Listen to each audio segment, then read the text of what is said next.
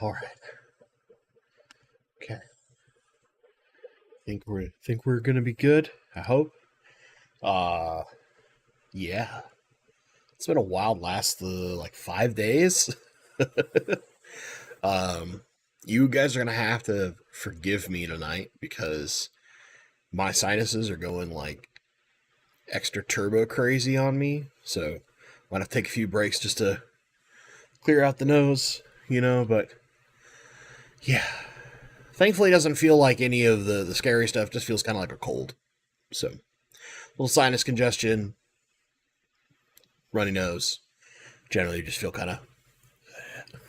But then again, I don't really sleep a whole lot while I was at the Clash, so that's probably why I feel a little extra tired. Yesterday, I was kind of like a zombie. Uh, I was just so tired when I got home and stuff. But yeah, so let's before I like dig in super deep. Um, I have had a like interesting string of flights when it comes to fish conventions. So like Triple Crown last year, right? On my getting ready to come back, and my flight gets canceled, and I lose an entire day, right, of stuff. Thankfully, it didn't get canceled again, but that kind of sucked. Although I did get to spend extra time with my buddy who's out in Louisville, so that was nice. Um, this time around, I'm at my I'm at my terminal. It's like half an hour, 20 minutes before we're supposed to board the plane, and the the gal at the desk comes over and lets us know that like so to give everybody an update, maintenance has flagged our plane as unfit for further flight for the day. Your flight's not canceled, but we need to find a replacement plane. You have a crew, you've got everything you need. We just find another plane in order to get y'all back to Seattle. So I had to wait for another flight to land, which is like 2 hours later. And then thankfully that plane was okay. Maintenance did their checks, they refueled it, all those things. Our crew got on, got us back, right? So 2 hour delay. I'm not going to stress too much about that, but it was kind of one of those things where you're like, really? Well, yeah, I ended up getting home at like I think it was like 1:30 in the morning. Uh, it's quite late. Anyway, so yesterday, needless to say, like I slept way in, uh, and then I just in general was like super tired. it was a it was a thing. All right, so I had to write a giant thing of notes because I knew if I didn't give myself some notes, I would forget a ton of things. So first off, um, I'm gonna kind of go over just a few things. I won't do like the full experience and like the full critique, uh, but because I'm going to do a video for that. But I kind of want to do a short version because, of course, everybody's going to want to know, and they're not necessarily going to want to wait a month for this to come out, right? So first off, I have to say a major thank you. There were two people and an entire group who sponsored me as a part of the Clash. So they helped make sure it was possible for me to be there. That covers some of the travel stuff that the Clash staff has to cover, and that's one's in chat. So Bob, is it Manel? I want to make sure I pronounce your last name correctly, but in chat, thank you. Zenon Skaromonski, who Zenon's been around a bit, but had like emailed me and some stuff. Usually kind of a lurker, but got to meet Zenon in person, which was awesome. Bob as well, and then finally the entire like Skylands Aquarium and Water Garden group, which they're out of New Jersey. And just to give them a little bit of love, if you happen to be in that area, the New Jersey area that is, and specifically they're in Northwest New Jersey, this is a link to their group. You might consider joining them. But just a huge thank you to them just sponsoring me to go out. Now, tons of you who are in chat, you were there. like Amazon Pancakes, TJ Autocross, uh, Jennifer Weaver, right? Some of the other folks that like are kind of regulars, whether they're necessarily active in chat or not. Paul Soltero, of course. Paul's always here. Paul was there. It was great hanging out with Paul again. Sue Harkey, Richard, who Richard's like here. I swear it's like every other one we see Richard in chat. Maria Z, Chris, Geek Boy, Oinky, of course. Oinky, it's good to see you in chat. It was a pleasure meeting you. And then TJ Autocross, I mentioned you. There's a few others I'm probably forgetting. But the big thing is like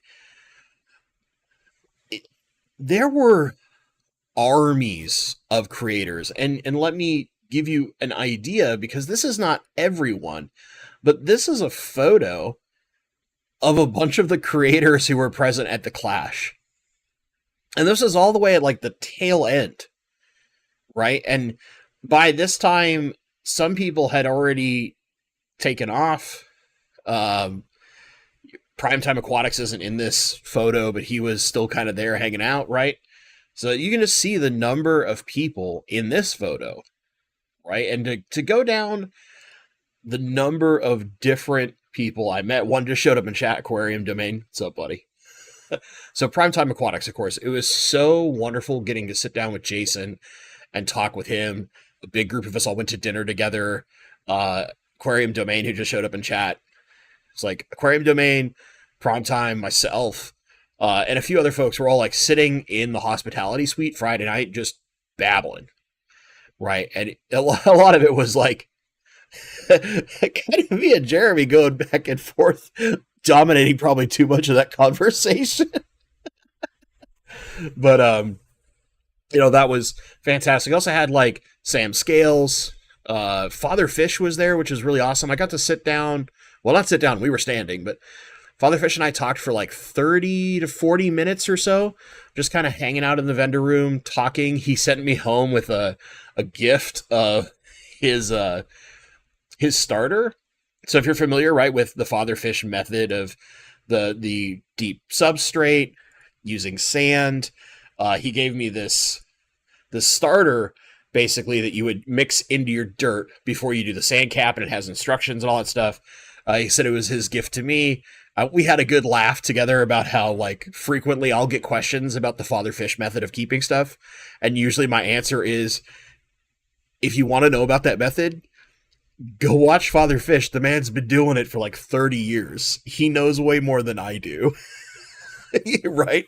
And we kind of had a good laugh about that, and we got to sit and talk about honestly, like he's had a huge jump in subscribers recently. He's had a bunch of videos that are playing the game, right? So he has titles that inherently get people to go a little crazy, right? But if you watch the entirety of what he has to say, like the entire message is good. And I think that's the thing that gets missed a lot. Like probably the best example is like the no water changes one, right? And everybody snaps onto the just like never do a water change portion and doesn't listen to like the whole message. And we kind of had a good laugh together about that. And, we were talking, and he's, there's a question, does he talk like that in person? Absolutely. Absolutely. That's Father Fish. And he actually shaved his big beard, so he just had a mustache. I'll tell you this, when we were out to dinner, like prime time, I was out with Greg Jones. Greg and I like rode in his truck together to go out to this restaurant called the Old Town Inn or something like that. I've probably got that wrong. However, food was really good. But we were sitting there, and I looked over at this table, and I'm like, I swear I know that guy. And I kept looking back, and then I realized, like, oh, it's Father Fish. He just shaved his beard. Because we're so used to him having that big beard, right? And now that he's like clean shaven and just has the little mustache. Old Village Inn. Thank you, Stephen P. It took me a second. I was like, oh, yeah. So we kind of laughed talking about that too. But man, it was awesome getting to talk to him. We talked about potentially doing a collab at some point in the future. We just got to figure out timing and all that stuff. Schedules are a thing, right? He's on East Coast time. I'm on West Coast time. I work a ton. All that nonsense, right? Um, of course, like Dan from Dan's Fish was there. Kelly Foreman, who's in chat, was there. Sam Scales, man, I sat and talked with Sam a ton. I love that guy. I haven't had an opportunity to like really sit down and talk with him, but we talked about like art, of course, but tons of other stuff. Whether it was fish, I met his cousin Sabu, which is Saburai Aquatics. He was there. Man, and I'm gonna like speed run this list just so you guys get a feeling like if this picture was not enough, right? The number of creators there. So, of who I didn't cover, Garcia Aquatics, Cryptkeeper Aquatics, Tim, who's in chat, drove me from the airport to the hotel the night I arrived, Garden of Eater, Shelby and Grant, Chattanooga Ed. Michael's Fish Room was there, like, temporarily, for a small period of time. Dee Dee's Finden, Rico Stan, of course, Eric Wyrock, my Santa, from the last Fishmas, if you will. Crayfish Empire, Glassbox Hero, Skipper, Whip, Saburai, I mentioned. New Local Austin, who's kind of a newer creator. He was the guy who drove me from the hotel back to the airport so I could get home. We spent given the rain, I think we were in the car for an hour and a half just babbling fish. And it was similar like when Tim took me in. We were just babbling fish the whole time. It was a blast. Greg Jones, of course. Kenny from ABC. He's a native fish keeper, if you guys are familiar with Kenny, but he's really awesome. Ted Coletti, not necessarily a creator, but just awesome fish person. Susie Q from Q Aquatics, Foxy's Fishes, Paplin Creek, Lefty, Mystery Snow Guardians, Stephen and Jenna P, of course. And finally, Stephanie from Aquaria Life. And I know I'm forgetting people. I had to sit down and write this list before my stream because I knew I would miss a ton of people. Because there's just so many people there, it's almost impossible to remember everything. So there's that. So let's get more on topic, right? Should you go to Keystone Clash? And let me give you some background based on information I got while I was there. 2 years ago, Keystone Clash was basically like 2 small rooms. And then last year, they had expanded to this big room that was both like the vendors and the bull show. And now it's like, basically, every year it keeps doubling in size, effectively speaking. So there was this massive vendor room, and you guys will see that when I put some videos out. I did a full walk around of the vendor room. And you have like the bull show. They had me judge stuff, which inherently some of you should be laughing, right? So in the fish competition bull show, whatever you want to call it, I got to judge in 3 categories. So there was the 2D art, the 3D art, and then despite the fact that there was a rainbow fish category, I did not judge rainbow fish. I was judging loaches. That's right. We've moved on up in the world. We're now a loach aficionado because we can judge loaches. Which I'm not. But it was kind of fun. I feel a little bad in the sense that I'm really critical when I judge things.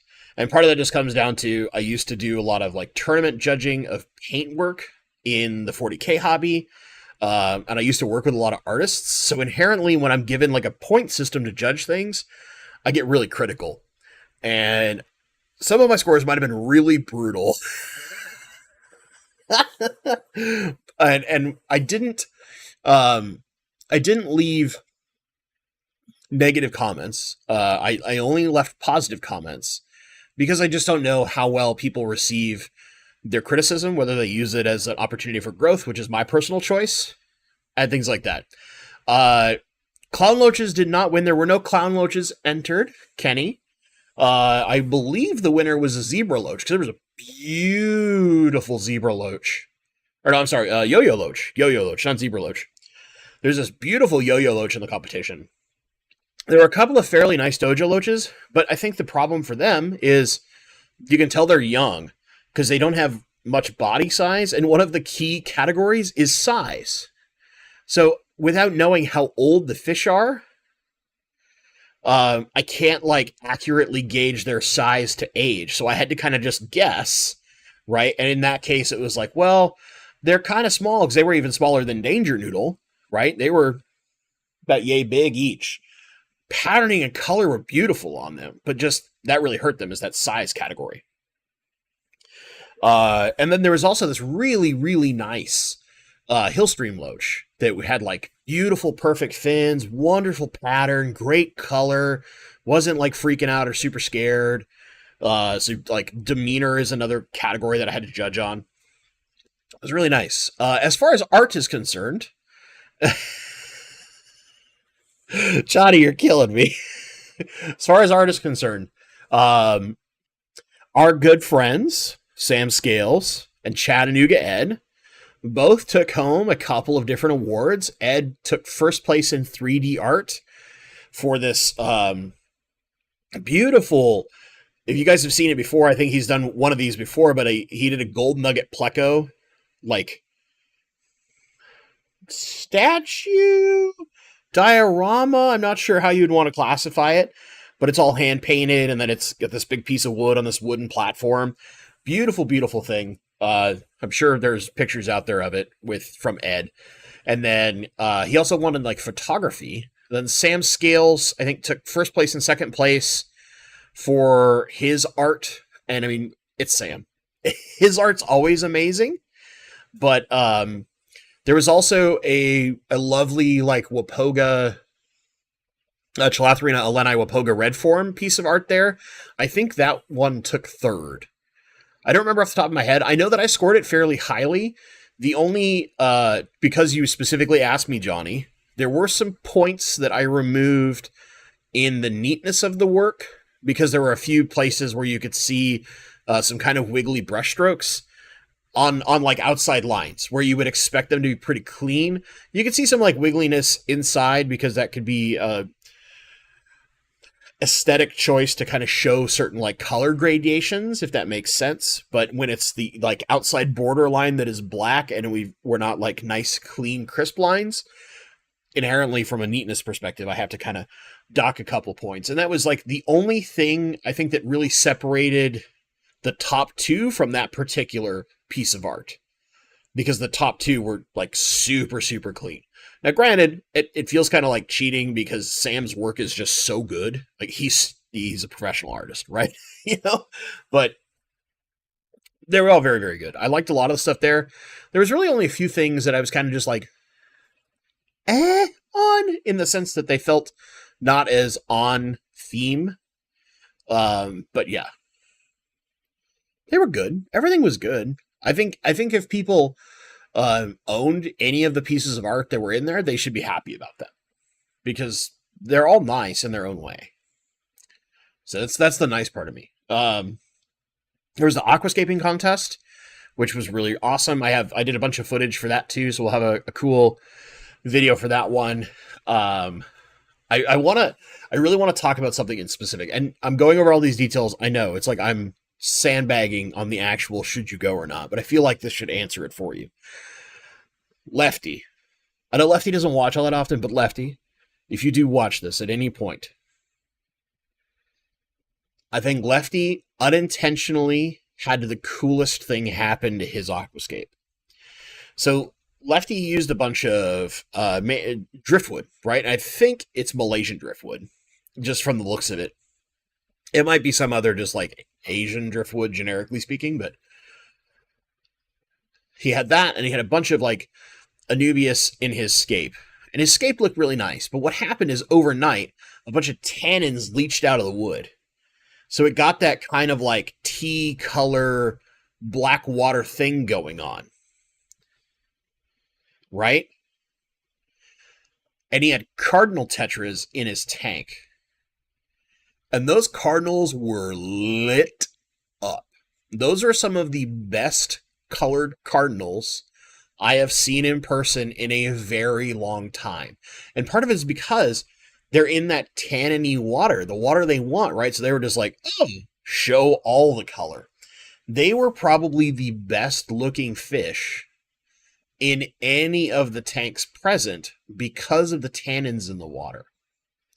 And it was one of those like, clearly, I don't think he intended it to be that way, but I would have totally been like, yep, this is my Blackwater skate. And I would have just rolled with it because it looked so good like that. So Lefty, good job whether it was intentional or not. Let me see here. The other couple things I want to go over really fast. I kind of mentioned it with the hospitality room, but like that was just an awesome experience getting to sit down, have a beverage if you wanted it, or just have a, more standard like a soda or lemonade or something like that. Sit down and babble with people. There was a creator Guess Who board that got made, which is kind of hilarious. So it had icons for a bunch of the different creators that were present at the Clash, and you could play Guess Who, but with fish creators, which you could ask some really creative questions. If you know enough about the creators, it may or may not be good. It depends on how well the other person knows. Like, I got asked, does this creator own a cat? And I was sitting there going like, well, I know some of them do, and I don't know if all of them do. And Stephen P had to help me with some of the ones that owned cats versus didn't, based on his knowledge. Because mine was like, well, I know these like 3 do, but I don't know about the other like 5 here. Turned out only one person didn't own a cat, to our knowledge, between them all.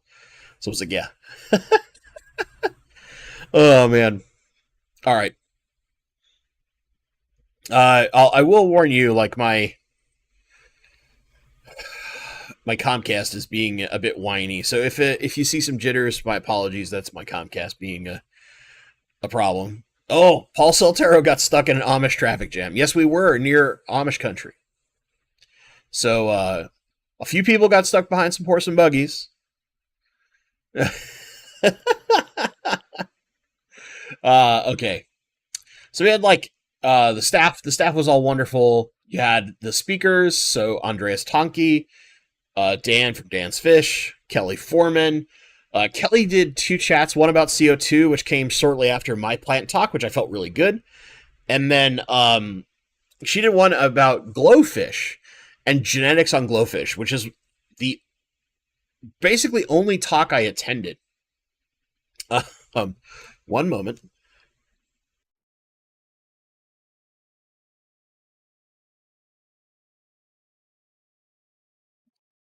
Awesome. I've got an impressively long amount of time without needing to blow my nose. I feel good about that. My nose has been like a faucet most of today. But that was a super fun talk because it was like nice and sciencey. I got to learn a little bit about genetics that I didn't know from, somebody who studied this stuff and did a PhD thesis on it. And then there's, of course, Jason from Primetime Aquatics. That guy either is a genius or just an animal because he took both of the 9 a.m. talks.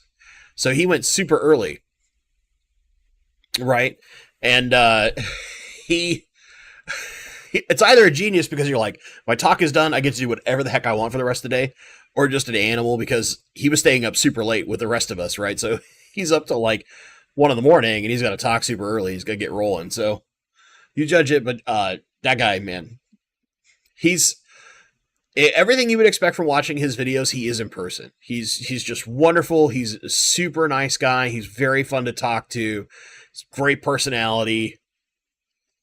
An impressive beard. I'm jealous. And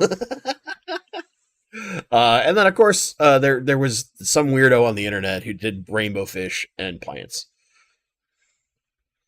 Which, I will say, the speaker room and me, they felt really good because there was a surprising number of people, more than I expected, in each of my talks. So that just felt really, really good.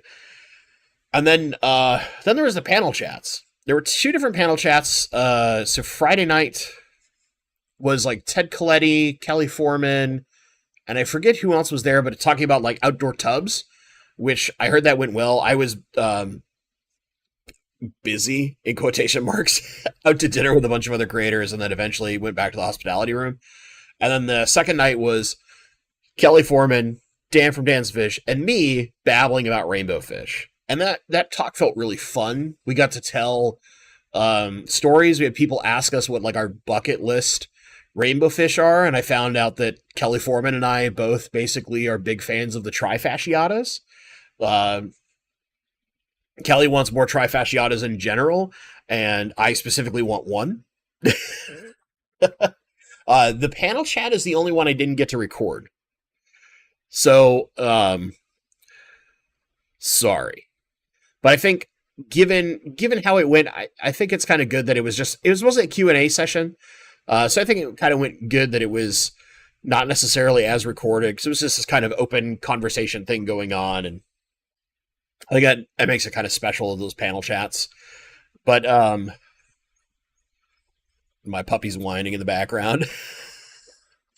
But there is some feedback, of course, I'll have for that. Like because we were in this like back corner of the big room where the fish and aquascaping stuff was, there's a big linear pump in there that kind of had this high pitched whine going the whole time. So we all had to use microphones, and it kind of like just put a little ring in the ear. It's like one piece, like Scotty, I see you specifically mentioning that.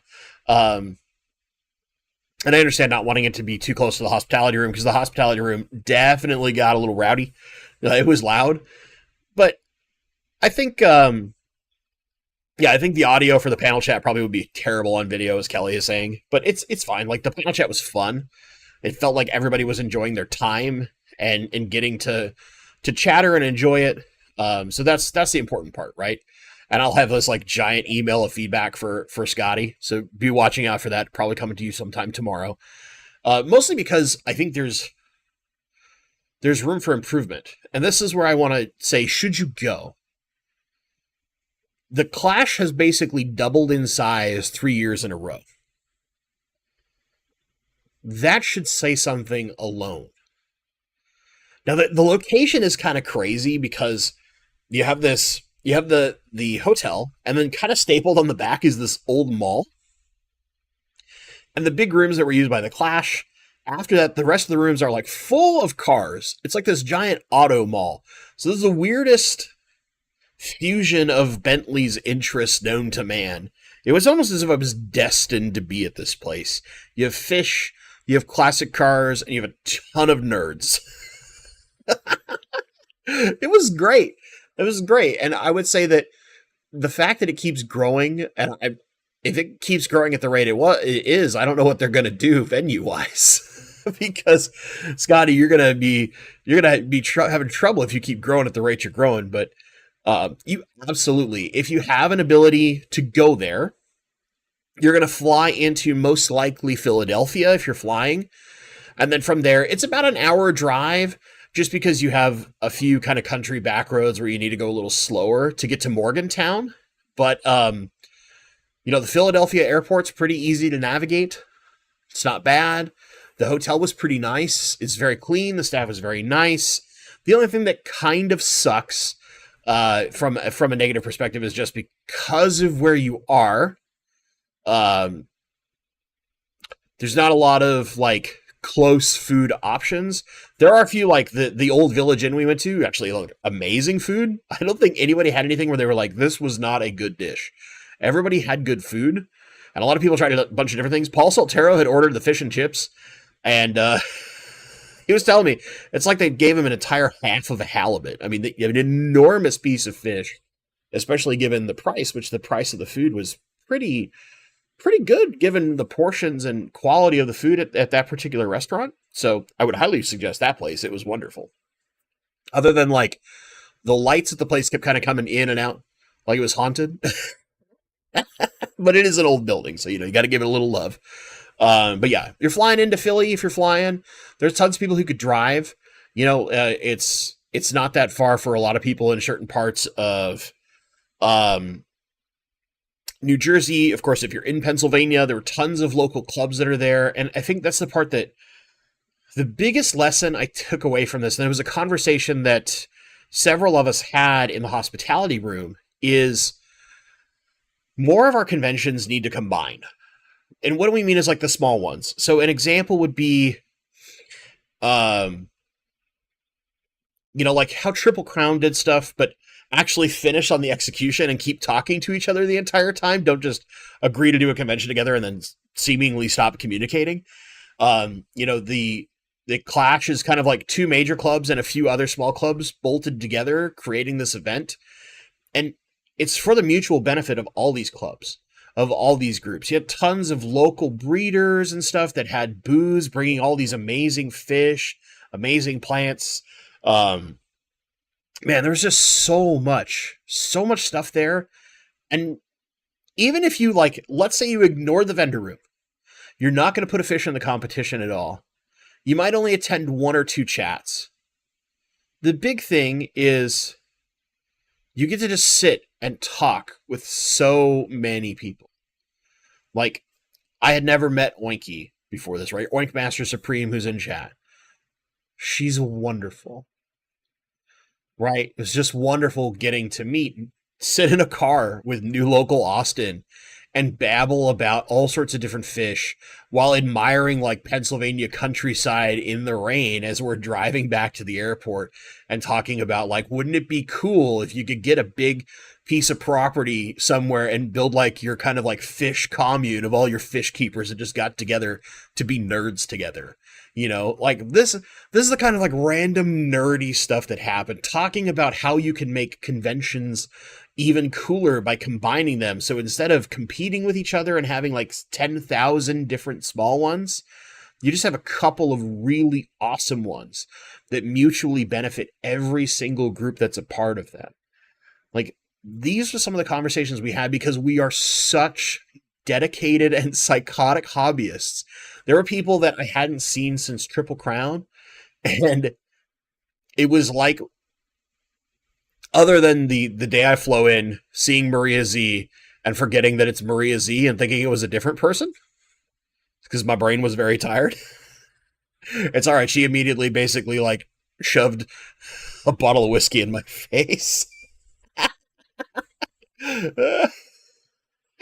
It's here, you need some of this. But I mean, this is the stuff that makes these events and an opportunity to meet people you might otherwise not meet. I got to meet. I have an interview that you guys will get to see here relatively soon with Lily Huang, who is doing Lily Ichthyology is kind of the other name, but she has this awesome project where she's basically making a Wikipedia for fish, but instead of just here's all the information on the internet, it is users bringing in and sharing their experience with specific fish.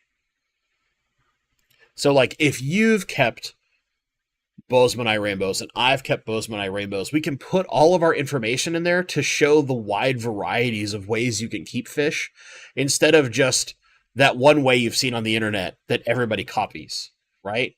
Because there's so much more. Fish are flexible. This just awesome project. I donated some money to her cause.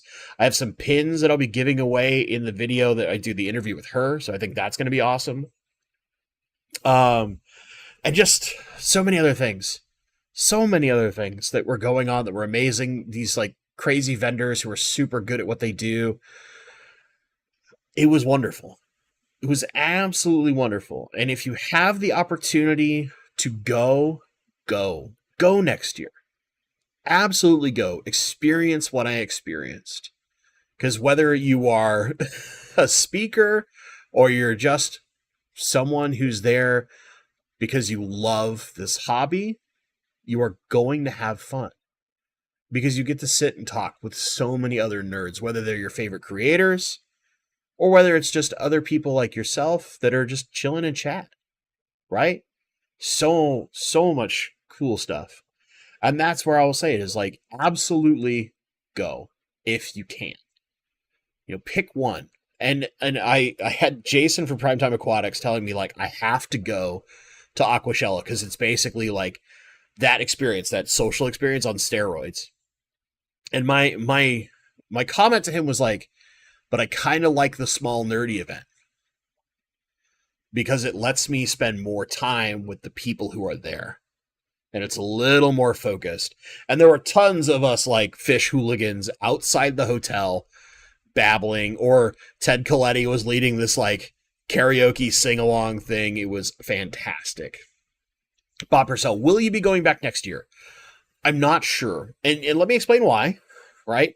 As much as I say positives here, I kind of only can travel to like one thing a year in general, just with stuff with my wife, and kind of travel is tough on me in general. So I kind of pick and choose. So like Keystone Clash was my one travel for the year for 2023. I would like to do an Aquashella, and maybe I'll figure that out, but I'm not sure. Yeah, I'd say Aquashella is not the same. I think he meant more from the social aspect of just hanging out and really talking to people. That was the good part. Geek Boy, it's been a while since I've been a college hooligan. We were the hooligans. Absolutely. All of us were fish hooligans. Coro works. And I know Dr. Maz, who's in chat, was asking, will I be planning on coming down to Fishtoberfest this year? So as in this upcoming weekend, because it's only a few days away. Yeah, I'm coming down. I've already booked my hotel room. I'll be there because that's short, right? It's a few hour drive for me in the grand scheme of things, but I'm driving down Friday, and then I'll be there Saturday, and I'll be coming back home Saturday. So yeah, there's that. I'll be down at Fishtoberfest just kind of mostly to socialize. I'm not there to speak. I don't have a booth. I'm not bringing anything to sell. I'm just coming down to hang out. But yeah, there's a few people I know that were coming up from California. I want to see Dr. Maz, as long as Dr. Maz is going to be there. If not, that's okay. But yeah, going down to Fishtoberfest. I love supporting the local event, right? And even though things are going a little different than they were in the previous years, I got to go. So I got to support no matter what. That's just what you do for your local events, right? Uh-oh. Dr. Maz is signing me up. It's good to see you, Dr. Maz. But yeah, so we can go to question and answers. I know I babbled a while, but even though I'm like a little sick, I'm pretty sure it's just a head cold. It's just my sinuses being grumpy because they're like, oh, you went in a plane and you went to be doing all this different. You stayed outside way too late when it was like 40 degrees and windy. Blah, blah, my body being a butt. You're the last minute substitute speaker. So for those that don't know, by the way, please just go over to Fishtory, Secret History Living in Your Aquarium. My friend Alex, go over to his channel. Just give him a little bit of love. He was out in Tampa Bay doing some collecting. He was going to speak out there and is supposed to speak at Fishtoberfest this weekend. He collapsed. He had a walking pneumonia, so like a lung infection, as well as some severe heat stroke. Or heat exhaustion maybe is more accurate. I'm not sure. I had to look at it. I read it while I was at Clash, and I just was gobstopped because my friend, and knowing that he was in the hospital, basically like unaware of where he was, when it was, for a couple days until his body kind of got back to normal, and they started to realize like, okay, what's going on? He's very sick. His wife had to fly out on an emergency to be there with him. Just very scary stuff. This is one of the other things that Father Fish and I talked about just in general, because we're both friends with Alex, right? And so if you guys do watch his channel, like just go give him a little love, go check out the post so you kind of know what's going on with him. You might not see any videos and stuff from him for a little bit, just because my guy's been in the hospital for like a week. So just give him a little bit of love. He's on the recovery, thankfully. But man, sometimes you feel like that poor guy can't catch a break. But Dr. Maz is a speaker, so that should be awesome. And like, yeah, Oinky, it was a total blast getting to meet you. You're being super active in chat. Talk about somebody who has like the most wonderful, warm personality. It's Oinky. Plus your hat, so good. All the Pleco plushies on it. So good. Paul Sotero, quite a few people had allergic reactions to something in the hotel. Wow. That's unfortunately. That's unfortunate. I didn't have any really. I can't say it's an allergic reaction. I know that there were some other things going on, but just in general, like some level of like cold or whatever this is. I haven't. I need to go get more home tests for COVID because I ran out. I tested this morning, was negative, but I'll make sure before I go down because if I have COVID, of course, I'm not going to go to um, Fishtoberfest. But so far, this isn't manifesting like COVID did for me after Triple Crown. So yeah, but yeah, some folks were having some allergic stuff. Me, I've just got some sinus blah. You know how it is when you get it's cold season anyway. That the yuck is coming through. But yeah, if you do have questions, makes it super easy for me to see if you do at Bentley Pasco. If I missed something, feel free to repeat it. I want to make sure I'm not missing anything else. I'm gonna scroll back up a little bit. Thank you guys for hanging out. Oh man, Kingfisher's got Canadian citizenship. Congratulations, buddy. Hopefully, I know you're gone, but hopefully we get to talk about that soon. Now, let's see. Making sure I didn't mean it. Yeah. So definitely have a large email to write Scotty. And let me preface that with one last thing. Scotty, you're doing a really good job organizing that event. Like, I know you were running all over the place, like just trying to keep everything going clean, but I'm just so glad that you gave me the opportunity to come out to the event. I really had a blast, and yeah. Poppercell, can you discuss the merits of cross river puffers and why Leo should get one? Have you seen a cross river puffer? Have you seen those things? I mean, the Mabu puffer is cool. The cross river puffer, way cooler. Granted, they're crazy hard to find, but they're pretty amazing. One moment, round two.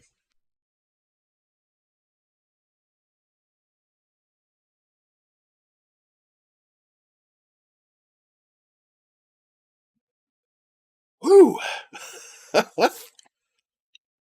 First couple days, whenever I do get like your typical sinus cold, they go crazy on me.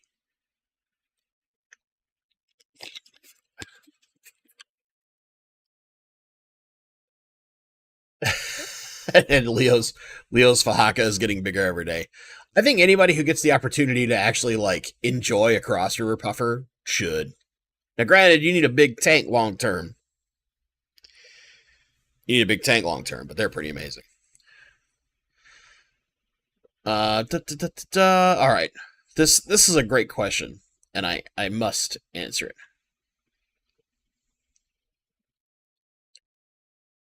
And then Danikin Aquatics wanted to mention, I'll get this out of the way, that they won't be at Fishtoberfest, but you better be going to like lunch or dinner with me.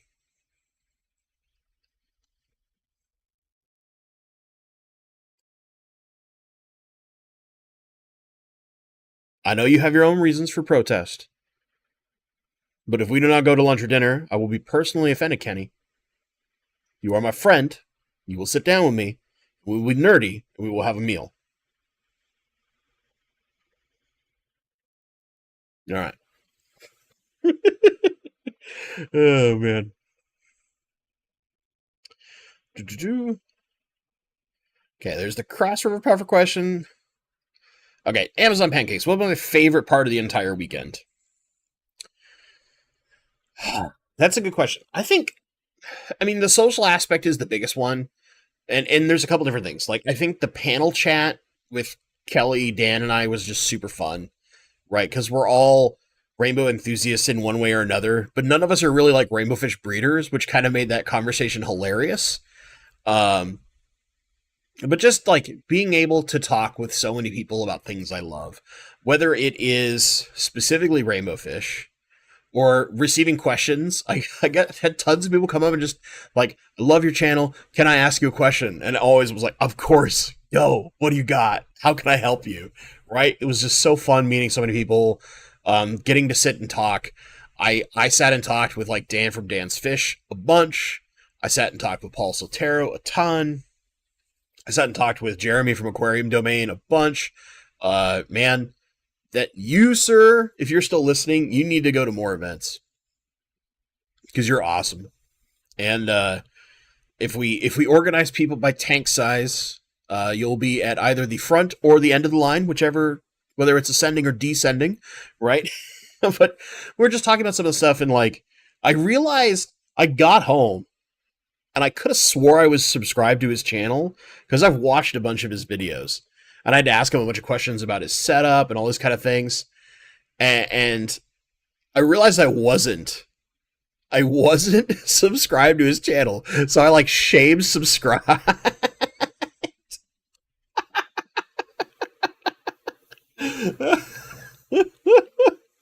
Oh, man.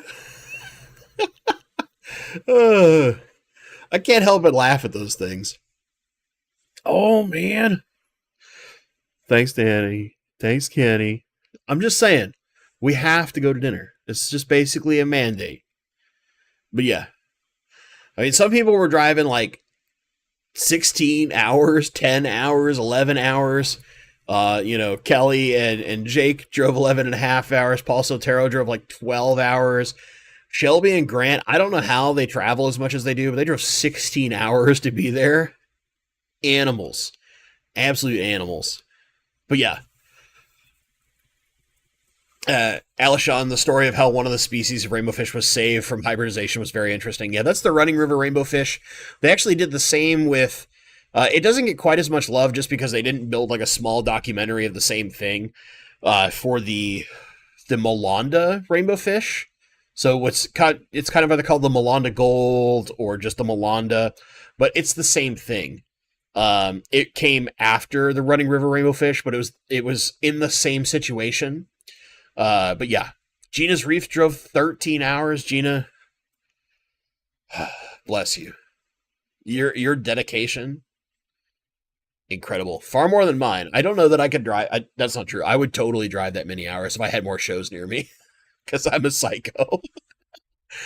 Flying, on the other hand, is tough. Bulgarian green seal points. Oh my god. Yeah. So okay, let me tell you another story. So I'm in the vendor room, and I find a guy, also named Jeremy, but not Aquarium Domain, who has Kalitawas, Myra size, and Kamaka rainbows for sale. And they're all primo. Even in the bag, their color looks good. And that tells you that they're good fish, right? I start talking to him, and he's and I see all these like, it's like the sign in the background says Mike's Bulgarian Greens, right? And I'm like, but he tells me, oh yeah, that's my brother. And I start looking at him. I've never seen a Bulgarian green angelfish before. Oh.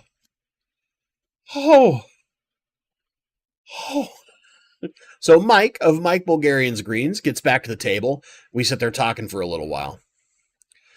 And I go out after I had a chat with him and got to see, like, he had his green seal points. He had this, what he calls a panda point, which is a mix of a pearl scale and the point. And that fish is, whew. But those Bulgarian greens are wild. Yes, Rico, we see your posts. We see you. I see you. Thank you for attending. I know you're exhausted and you should be asleep, old man.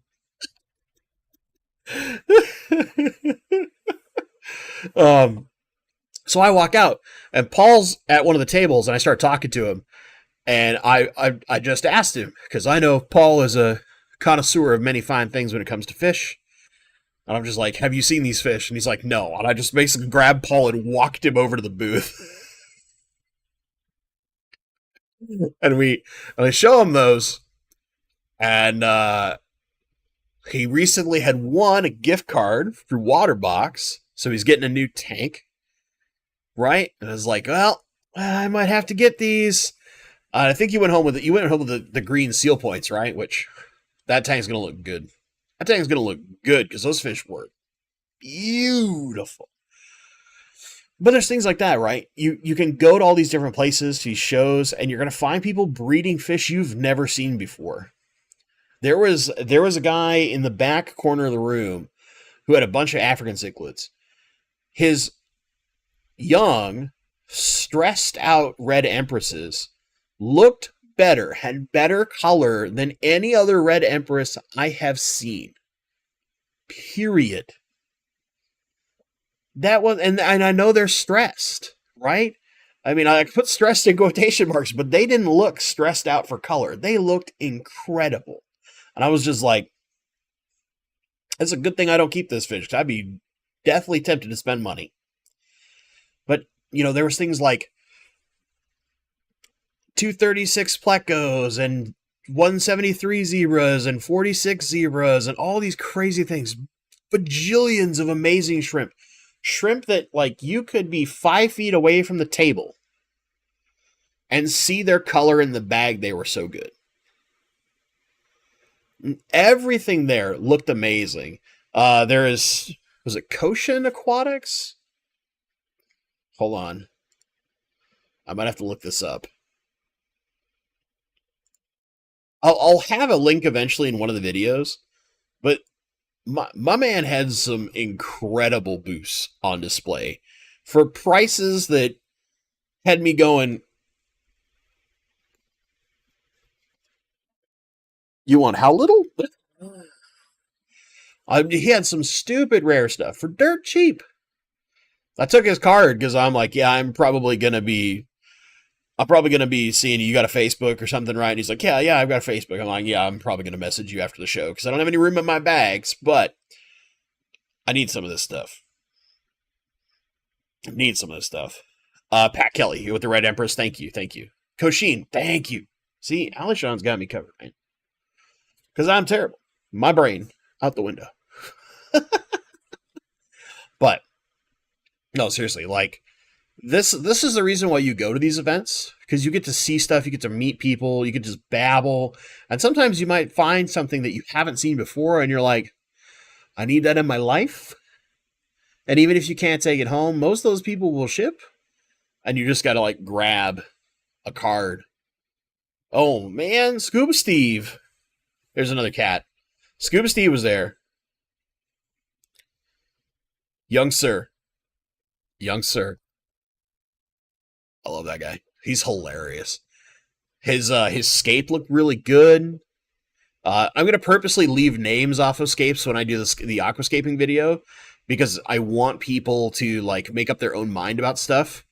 But yeah, there's just so many good things there, so many good people. Everything was awesome. Yeah, Gina, you didn't see the frag tank that was there? There was one intrepid soul there with a frag tank. But yeah,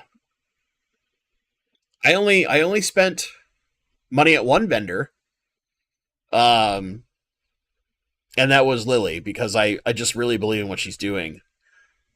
Forgive me, my eyes itching like crazy, but yeah. Oh, and there's another one. So Oinky, who was in my rainbow fish talk, had never known that mycobacterium is a serious problem that rainbows deal with. And she's actually had myco before, and it's extremely rare for it to transfer from a fish tank to humans, but it can. She had myco before ever keeping fish. But yeah.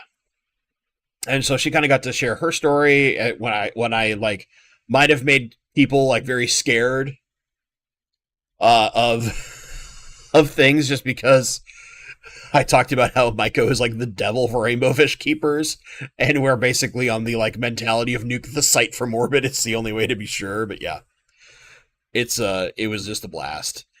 If you have an opportunity to go to Keystone Clash next year, do it. Now, if you only can go to one, like me, you only travel to one thing. Is it Keystone Clash? It might be. Because I absolutely don't regret skipping all the Aquashellas to be at Keystone Clash. And here's the thing that I would say is, maybe it's a speaker, maybe that's what's going to matter, right? Is you might see a speaker that you really want to see. Triple Crown was a lot of your scientific speakers, and these people who are not, dum-dums on the internet. But I think Scotty, did a big gamble.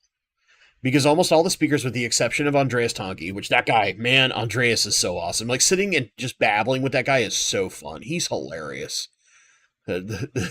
He's just hilarious. And I'll have more talking about him soon, but whether it's a speaker you see or just maybe a group of people you wouldn't otherwise interact with and get an opportunity to meet, worth it. I I loved Triple Crown, but Triple Crown was kind of disorganized. It could have been incredible. What I really want to see, and Scotty will eventually, I'll have to get numbers from Scotty, but just like, does that gambling on us dum-dums on the internet pay off to help the clubs that are organizing this event? Because for me, that event is the best fish convention I've been to. I haven't been to many, right? And Fishtoberfest is still growing. Clash has had several years to kind of learn. So I got to give my love to Fishtoberfest. That's my local. Don't be offended, Scotty. But so far, Clash has been the best one I've been to. Clash versus Combo Plate. I haven't been to Combo Plate, so I can't say anything. Leo 209, 612 with shipping for a Cross River. I would have a hard time not doing that if I had the space and was a puffer psycho. Like, I know that Preston, the puffer god of the United States, as I like to call him, would probably be all over that.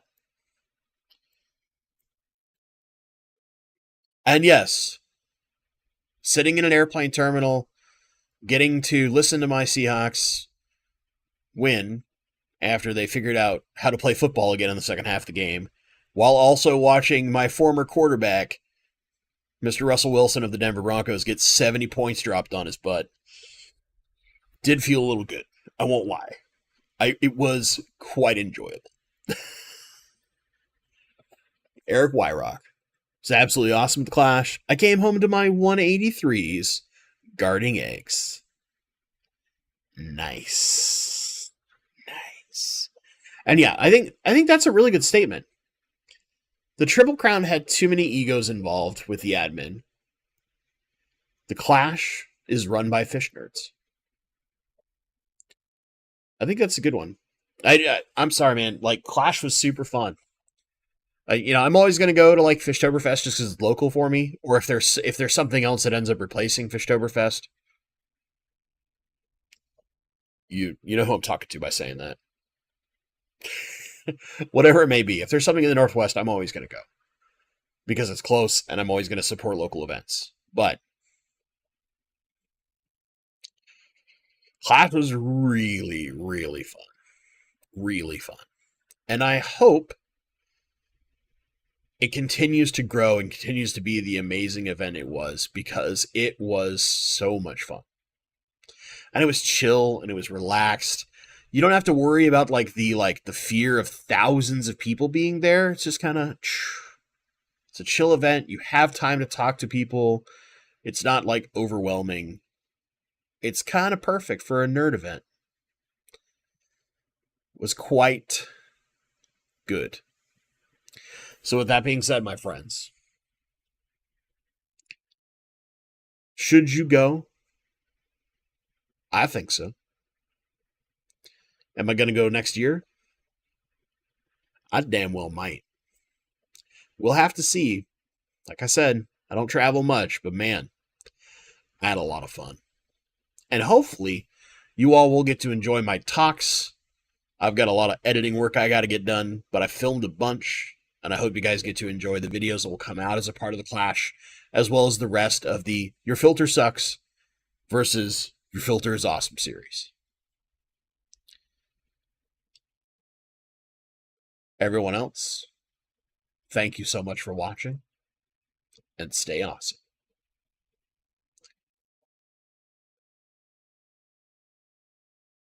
I'll see you at Fishtoberfest if you're there this weekend. But I'm only there Saturday, so don't expect me Sunday, all right? But come see me Saturday. Bye, everybody.